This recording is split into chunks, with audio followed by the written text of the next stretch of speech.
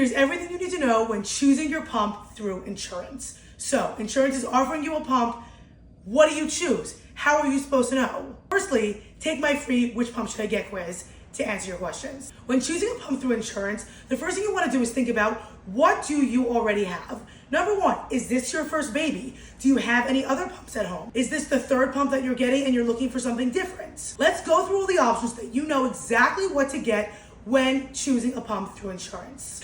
Number one, every single one of you needs to have a primary pump. That's over here in this area of the table. You need to have a primary pump, a pump that empties you 100% of the time. Your main girl, your main squeeze, literally, that no matter when you use it, you know it is reliable. It is always there for you. It is your BFF, and it will empty you 100% of the time. It is comfortable. You know how to use it, maybe, and it will get all of that milk out. You need to have one primary pump with you if you do not already have it. Now, let's say you already have one, a primary pump, but it's big and bulky and you just don't necessarily love it, and you're maybe looking for something smaller.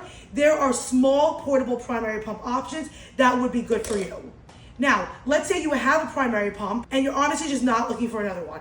You're looking for something different. That is where we go into our secondary and wearable. A secondary pump is a pump that empties you somewhat of the time. Usually there will be milk left behind, and you should only use these 1 to 3 times a day. Secondary pumps come in portable pumps, and then they also come in wearable pumps. Wearable pumps are pumps that don't have any tubing or wires. They go directly inside of your bra with nothing coming out.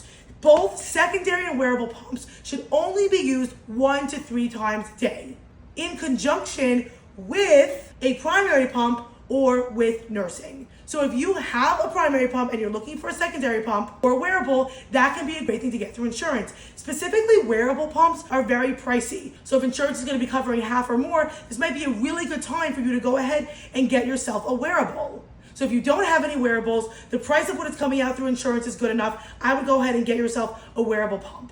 Most insurances will still make you pay a fee to upgrade to a wearable pump, but it might be much cheaper than you're willing to pay at the store price. So the main thing you need to know when choosing a pump through insurance is that you need to already have a primary option. If you already have a primary option, you can go ahead and see, are you interested in getting maybe a smaller primary option? Or are you looking for a secondary option? A secondary option which is just small and portable, or a wearable pump that can go directly inside of your bra. The last thing you really want to keep in mind is check the pricing for how much the pump actually costs versus what insurance is willing to cover. Because if insurance is not going to cover a lot of it, then you could just go ahead and buy that out of pocket and use insurance to cover something else for free.